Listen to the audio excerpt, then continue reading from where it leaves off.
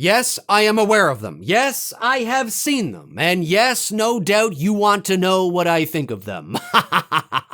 If you guys don't know what I'm talking about those images, those 4 images that were released or leaked yesterday. I think it was yesterday, that appear in the July-August issue of Rue Morgue magazine. Now, Rue Morgue magazine, I'm embarrassed to say, I've never heard of.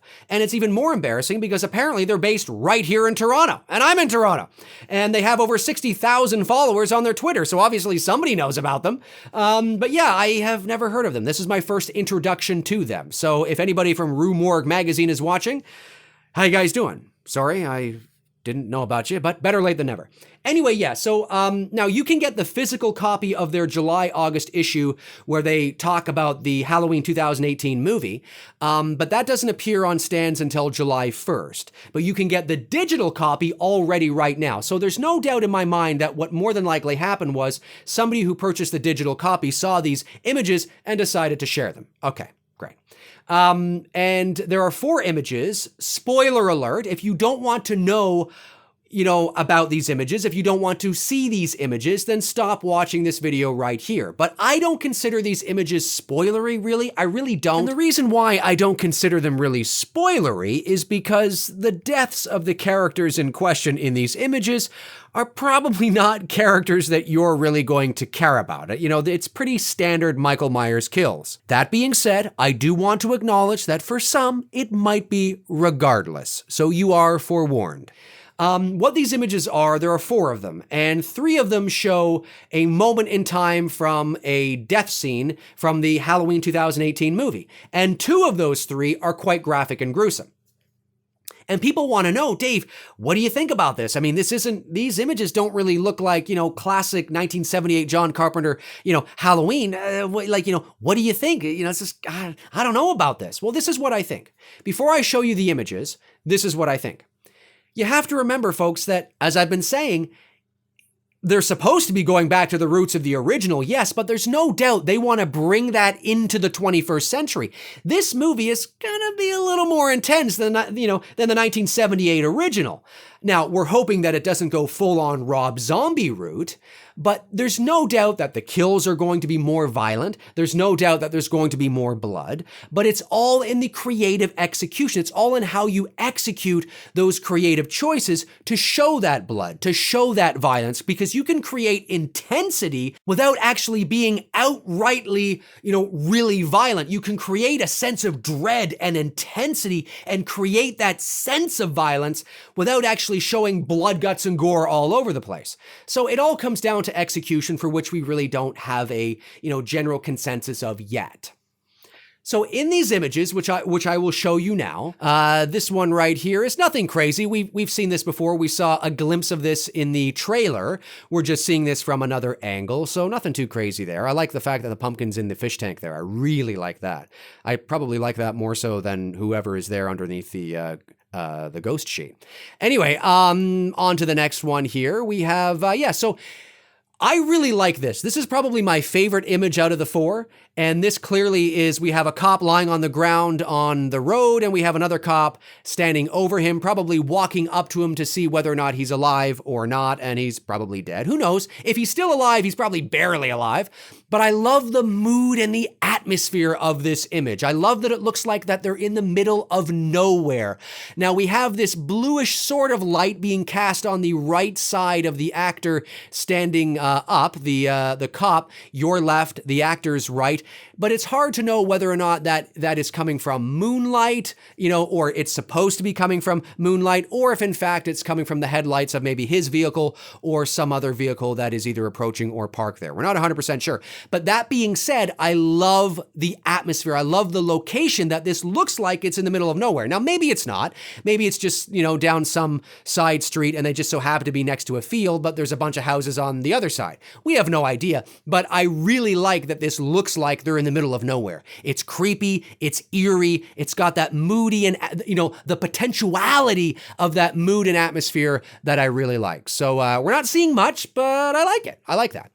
Okay, now on to the more graphic photos that everybody is talking about. Here's the first one here. Okay, so this is the mechanic that Michael Myers more than likely gets his jumpsuit from, and also the teeth. Yeah, those teeth more than likely belong to this guy. I mean, just look at the condition of his face and his jaw, and you can actually see a couple of teeth lying there on the desk or the table there. So yeah, I mean, this is gruesome. It's graphic. Definitely that's intense. That's like, wow. Okay. Like Michael Myers just fucked this guy up. Yeah. Okay. This guy didn't stand a chance. Pretty cool image, right? Okay, on to the next image. Another graphic image. We have what looks like a Haddonfield police officer, probably in his car or his truck. And yeah, his throat is slit and he's got something impaled into his head. Now, I'm not entirely sure with the head sort of to the bottom left here that appears to be lying on this guy's lap. Is that somebody's actual head? And if so, it looks like the inside of this guy's head has been like gutted, and it looks like there's this flashlight shining through this hollow head, emitting these light beams coming out of. I like it. I mean, it's kind of cool, but again, you know, we don't have any context around it, right? If it's a mask of some sort and it was just kind of thrown into the car, it's pretty creepy. But I don't think that's the case. I think this is probably maybe, you know, the cop's partner, or, you know, that was also killed, and maybe his head was like removed from his body and thrown in the window, and the guy's like, holy fucking shit. Like, that's sort of what I'm getting from this. If you guys have any ideas, comment below and let me know. So yeah, this is gruesome. This is violent. No doubt about it. 100%. So what do I think of these images? Well, this is what you have to keep in mind, ladies and gentlemen. You're seeing a moment in time. For all of you out there who think that this might mean that, you know, any remnants of the original that we were hoping to get in terms of its pacing and its execution and its mood and its atmosphere, well, looking at these two images, that's gone. It's all gone. It's gone. Let me say this to give you some perspective. You're looking at a moment in time. We have no idea what leads up to these moments. We have no idea what transpires after these moments. There could be some great mood, suspense, and Carpenter score leading up to these moments, which is very reminiscent of the original, right?